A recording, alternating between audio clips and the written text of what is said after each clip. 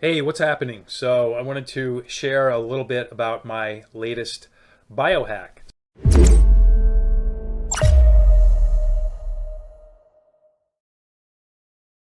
So, I just did this biohack and I lost 13.6 pounds in 5 days. And the goal of the biohack actually wasn't to lose any weight, though I knew I would be losing some weight on the biohack. I did not anticipate 13.6 pounds. But the goal of my biohack was really just, which my goals normally are for my biohacks, for anti-aging, life extension benefits. So a lot of my biohacks involve optimizing my mitochondria, activating different pathways, things like AMPK, but just different things that I can do that have different anti-aging value and benefits. So about a month ago, actually somebody on my email list sent me a podcast, and it was a podcast with this guy August Dunning, who I think he's like a NASA engineer, some kind of like a computer engineer for NASA or something, and he actually designed this program, and it's based on research from Russian doctors, but he designed this program for astronauts because astronauts rapidly age in space. So due to a couple different things, the gravitational field is different. There's high levels of radiation, but humans evolved on this planet, not up in space. So when you radically change the environment, there are a lot of impacts on life. So he developed this program basically to help kind of reverse some of the effects of aging that astronauts were experiencing. And this program he developed, it's dry fasting. So if you're familiar with fasting, most people that fast do what's called a water fast, where you cut everything out except for water or non-caloric liquids. So for example, you can drink like apple cider, a little bit of apple cider vinegar or some like lemon or lime juice in your water during a fast, because there's not enough calories to really activate anything in your body. So that's a water fast. I've done those before. I do intermittent fast 2 days a week, and usually a couple times a year I'll do about a day or so full day fast. My intermittent fasts are usually 16 to 18 hours, and in the past I tried to do a 3 day water fast. And the first 2 days went okay. And day three, I started having really intense cravings. And what's interesting is I think the cravings were more psychological than physical.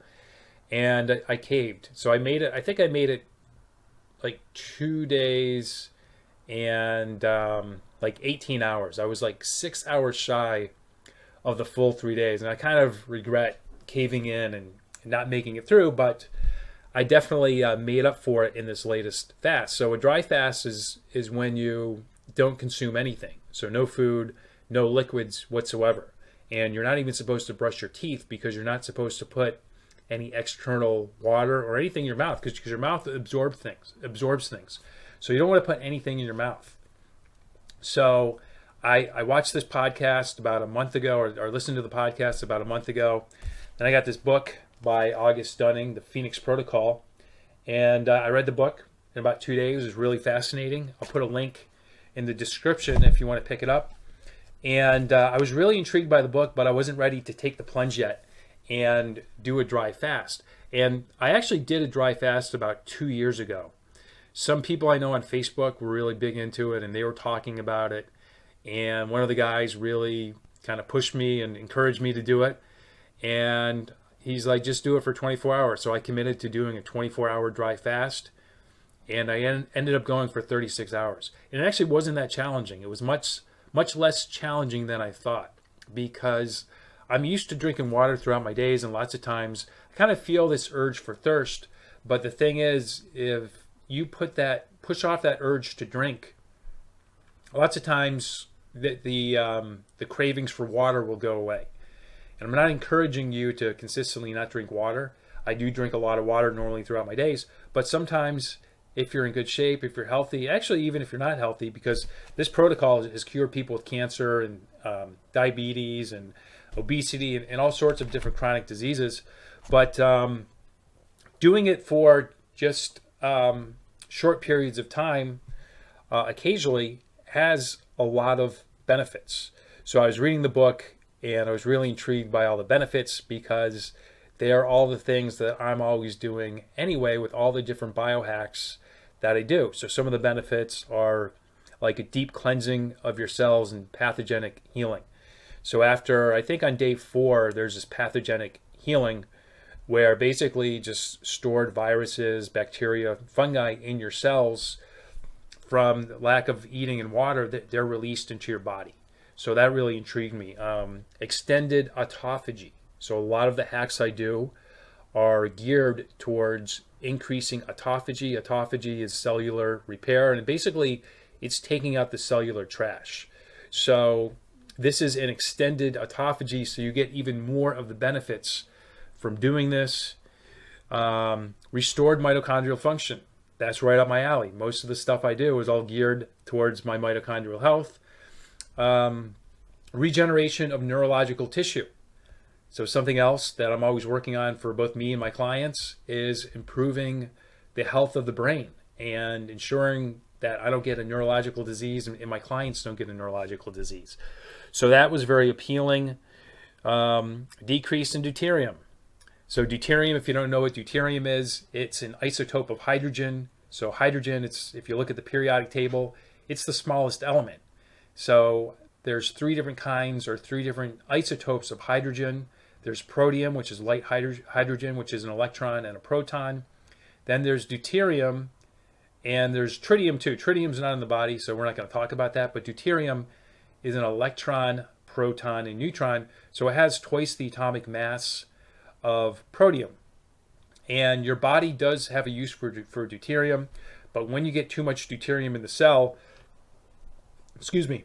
when there's too much deuterium in the cell, that has an impact on mitochondrial function. So one way to deplete deuterium is by dry fasting. On day 3, you get a production of stem cells. So your body uses stem cells for organ repair, tissue repair. And when you're young, when you're little, you have a whole bunch of stem cells. But as you age, your body's production of stem cells decreases, and you have fewer and fewer stem cells. And today, stem cell therapy is a really big deal. It's a newer area of medicine, but doctors that are good at stem cell therapy make a lot of money. It's very expensive. It's not cheap. So if you have a lot of money, you can go out and do stem cell therapy. Just make sure you get a good doctor because, like with any new technology, if you don't know what you're doing, there can be unintended consequences. But this is a way for your own body to upregulate stem cell production, which is a great way to reduce your age. It activates sirtuins. So sirtuins actually help with DNA repair. Sirtuins have a lot of anti-aging benefits. In addition to sirtuins helping with DNA repair, there are other functions, other pathways that are activated that help to repair your DNA. This increases the length of telomeres. So telomeres, you can do a telomere test, which tells you your biological age.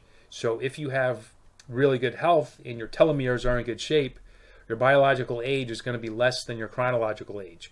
If you haven't taken good care of yourself, then your biological age is going to be older than your chronological age. So this is a way effectively to reduce your biological age. There's more, but that's just kind of a snippet. If you want to read all the details, get this book, and it's just really amazing, all the benefits, and it's just really amazing of all the different people that this has helped. So last Thursday, I woke up, and on Tuesdays and Thursdays, I fast. I don't eat in the morning. Usually my first meal will be around 2 or 3 that day. And so I woke up Thursday morning, not intending to do a dry fast, but I woke up because forget if I mentioned this, but when I finished the book, I just set an intention. This is something I want to do at some point. I'm not ready now, but at some point, I want to do this. So last Thursday, I woke up. This is about 3 weeks after completing the book. And I just like today is the day I'm going to do this. And I committed to doing 2 days, 48 hours.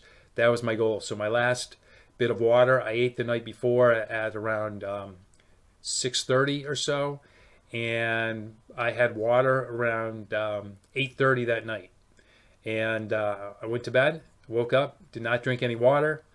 I did my Thursday morning, I do an ice bath. So Tuesdays and Thursdays, just part of my biohacking, part of my weekly routines that I do to keep myself young and keep my mitochondria healthy, keep inflammation in check, is I do an ice bath. And I follow that. Sometimes I precede it and follow it, but typically I'll do the bath and then I'll do some form of intense physical activity. It's either sprints, but this time of year it's winter, and the drive where I do sprints, it's a little bit of an incline. But lots of times during the night, just from salt, water melts, and then at night it refreezes. So to avoid like slipping and injuring myself, I do kettlebell swings. So I do an ice bath, then I do kettlebell swings. I cut those out because usually that makes me pretty thirsty. And you are supposed to take it easy when you do this dry fast. So I did my cold bath, and this time of year the water's pretty cold. I think on Thursday the bath was about 46, and I did actually I did a little bit longer than normal. Normally I do about 17 minutes. I did about 25 minutes in the bath on Thursday because I just woke up feeling really good. And sometimes I'm in the bath and I always kind of have my goal of like 15, 17 minutes. And if I'm feeling good, I'll go a little bit longer. I'll just kind of set a minimum, but not necessarily a maximum. So I did my 25 minutes and just kind of got out and did the rest of my morning routine, did some Wim Hof breathing, gratitude practice, some other things. And then I just went about my day. And the first day was actually really easy. I did not have a lot of thirst. I didn't have a lot of hunger. So I pretty much sailed through that first day. And Thursday night, I read before I went to bed. I had a great sleep Thursday night. I woke up Friday feeling good. And Thursday night, I ended up mouth taping. So through using mouth taping, and I'll link, I have a whole video on mouth taping if you're not sure what that is. It's an amazing sleep hack. But when I first discovered mouth taping, I did it for about 3 weeks straight, and now I just naturally breathe through my nose at night. Because if you wake up with a dry mouth in the morning, guess what? You're a mouth breather. And you want to be breathing through your nose when you sleep. You're going to get a deeper sleep, more restful sleep. You're not going to wake up with, morning breath and just super dry mouth and that really bad taste in your mouth. So I decided just to play it safe, and I mouth taped every single night. But that, the first Thursday night, had a great sleep. Got up Friday, did my morning routine, went through my day. And about midday Friday, I did start to have some cravings. I was kind of craving food a little bit, craving water a little bit. But what was really interesting is it was really more psychological than anything. So I wasn't necessarily physically craving eating food and drinking water, but it was more like just, I'm used to eating at certain times. So I'm used to eating, Tuesdays and Thursdays I do my fast, but the rest of the time I'm eating breakfast, lunch, and dinner, and I'm not really a snacker, except for like a little bit of dark chocolate. Usually I eat 100%, just pure chocolate, but if not, then 90%. But other than that, I don't really snack. But it's just, I'm used to like eating those meals and just drinking water throughout my day. So psychologically, on day 2 on Friday, it was becoming a little bit of a challenge, but I would push through it. And it was probably 45 to 60 minutes of just kind of more intense cravings. And then when I pushed through that, it pretty much went away. And as long as I stayed busy and kind of focused on what I was doing, it really wasn't an issue. So Friday night, watching my significant other, Lindsay and Jay, eat dinner, it was a little bit torturous. And lots of times we watch Food Network, so that was kind of torturous. And I just really started just honing in on food, and my sense of smell got a little stronger. And actually, I really did enjoy smelling food, and even just watching Lindsay and Jay eat dinner. So it was kind of a mix of like torturous and entertainment and some pleasure too.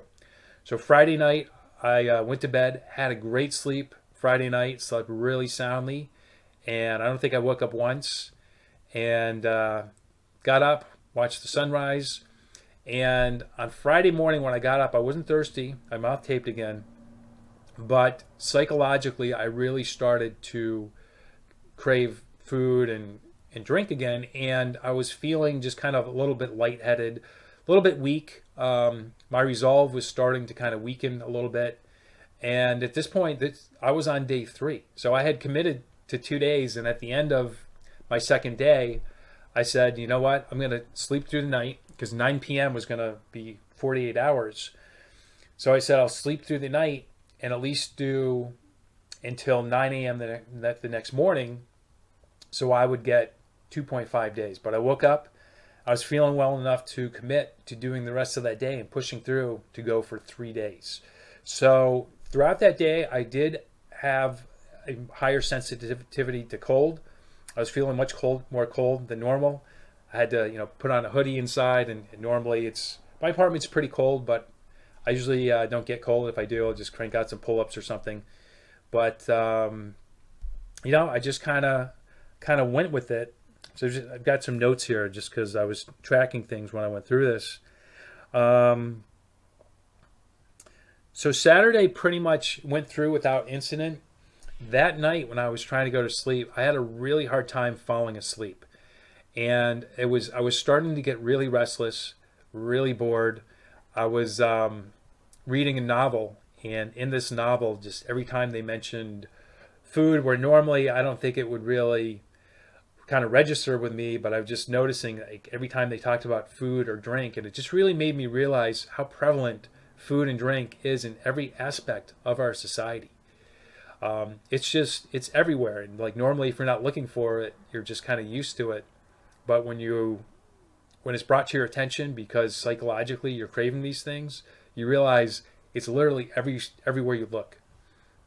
So I did have a hard time falling asleep, and I told myself, okay, I'm just going to go through till Sunday morning at 9 for 3.5 days, and then I'm gonna break my fast. So I finally fell asleep. I woke up at 4 a.m. This is Sunday morning, 4 a.m. And I was feeling like I really, really wanted to cave and give in, and wanted to drink some water. My mouth was getting kind of pasty at this time. I hadn't brushed my teeth. Like not a single drop of water had entered my teeth. And I forgot to mention this. One way that you do kind of help your body stay somewhat hydrated is from taking baths and showers and stuff like that, and just walking. So this time of year in the winter, it's really dry.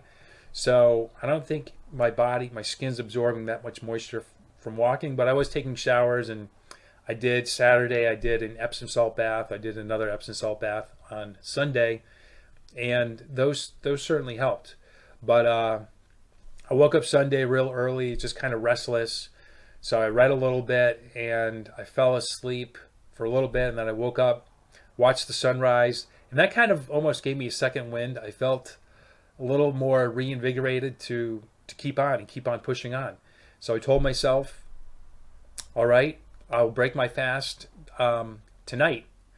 And Sunday went on, and I was more sensitive to the cold. That morning I went for a walk with my son Jay. It was a beautiful sunny day. It was about 25 degrees Fahrenheit, sunny, which is very rare for this time of year.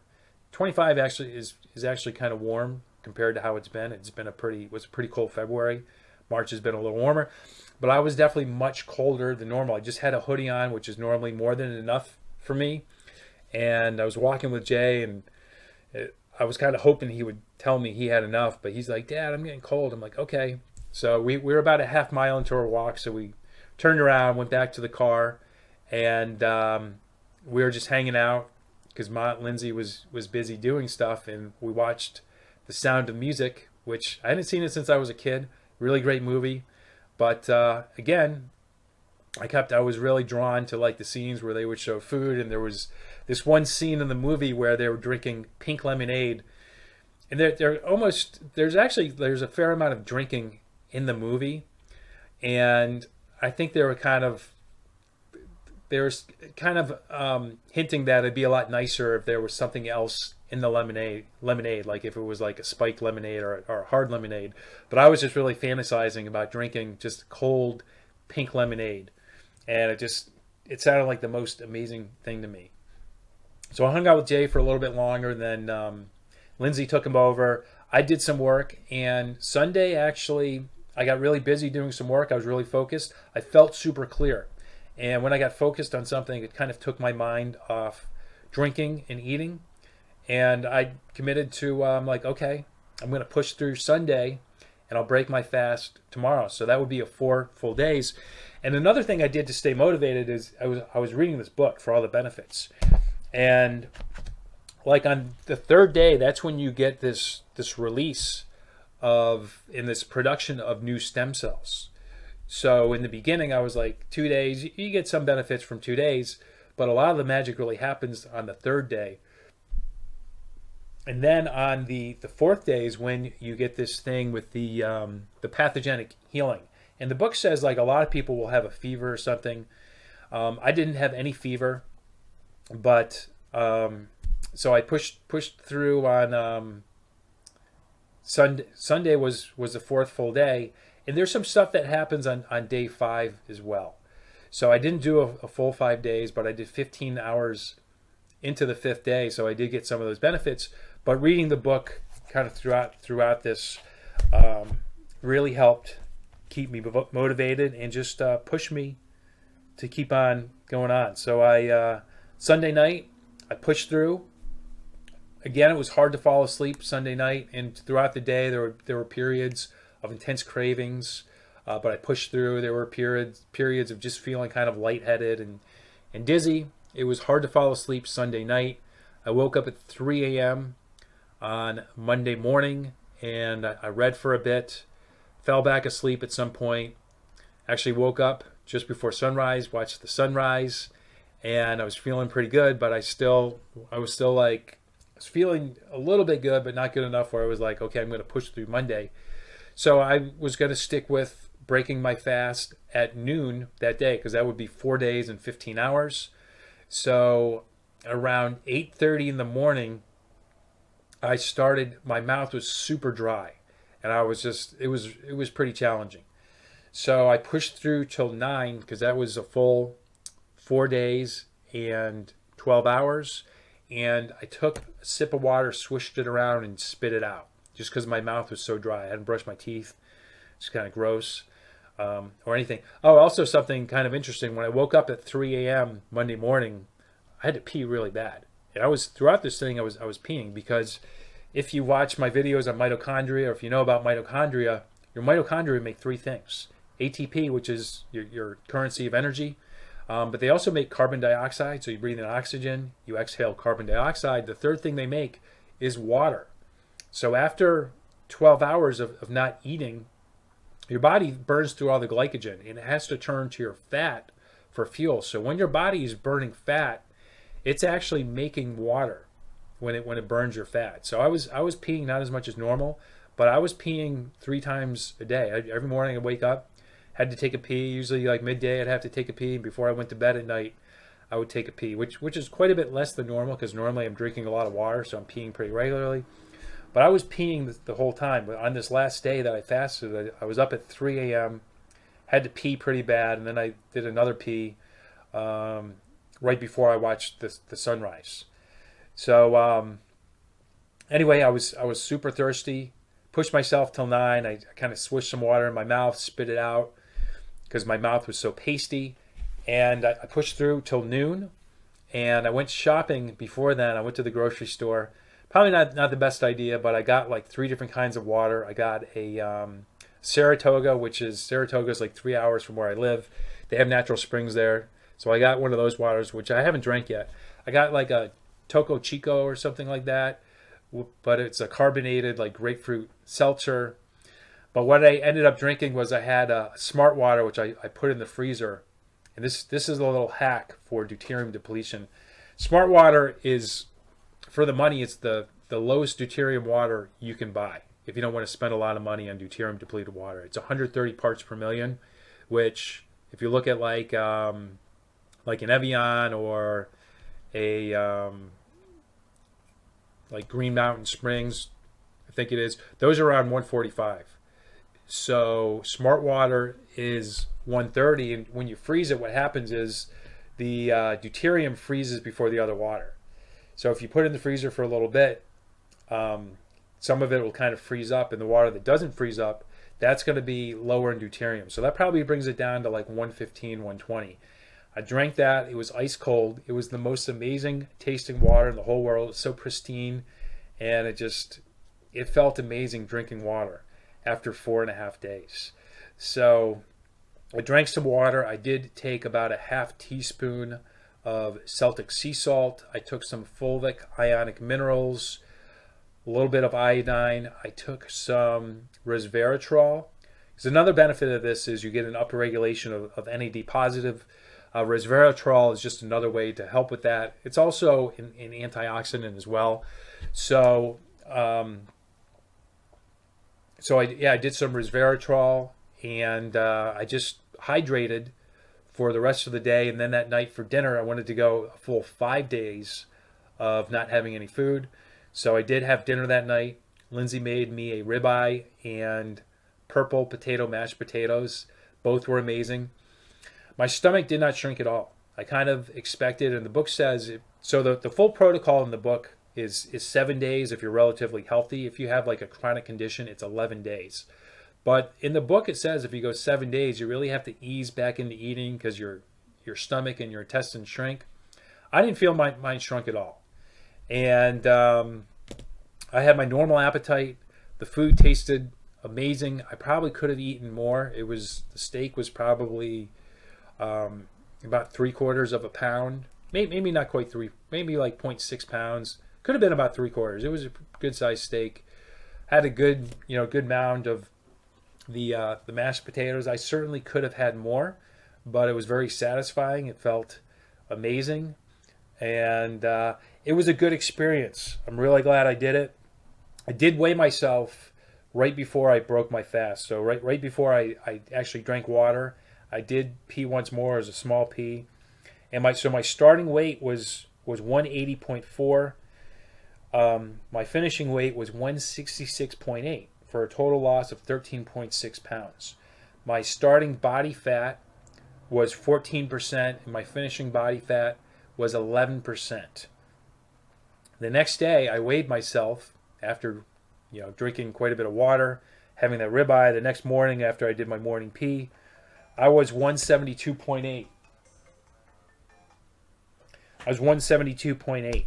So I had gained back 5.8 pounds in about a 24-hour period. And then today, this is the next day after I broke my fast. Today's Tuesday. Or wait, no, today's Wednesday. Today I'm up to 178. So I'm almost back to my starting weight, which is fine because I run pretty thin. And I actually kind of have to work to keep a little bulk on me, and I like to work out. So I did work out that day on. I did not work out Monday. I did work out yesterday, and I'm going to work out a little bit later today as well, doing a weight workout. So that was my experience. It was really good. I do plan on doing it again. I'll probably wait about 6 months. You're not supposed to do this more than twice a year, but the next time I do it, my goal will be to go a full 7 days. I don't plan on exceeding 7 days just because I don't have to, because I'm in good shape. I'm in good health. If I did have a chronic health condition, then I'd probably go for the 11 days. But luckily, I don't have that, so I am going to go for the 7 days to see how that goes. A lot of the benefits will be apparent in the coming months because it does take time. So you activate these stem cells, and you activate these other pathways. So over the coming months, we'll see how I feel. I don't know what's going to be different. One thing I did notice is my body temperature tends to run about 1 degree low.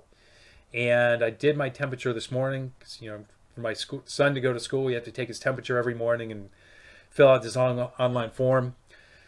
But my body temp was was 98.2. So usually it's like 97, 97.2. So I'll see if that holds. But that's one thing that I've noticed that's different. And, I feel good. Sleep's been great. And my energies felt good. Oh, on Tuesday morning, I did fast. So yesterday, it was the following day after I broke my fast. I did my normal Tuesday intermittent fast. I did my cold bath. The water came out a little colder than normal. It was 44. I did 17 minutes. And normally I can do 17 minutes at around, normally it's like 45, 46 this time of year. And I'm not shivering. I was probably shivering 5 minutes into it. And I shivered the rest of the time.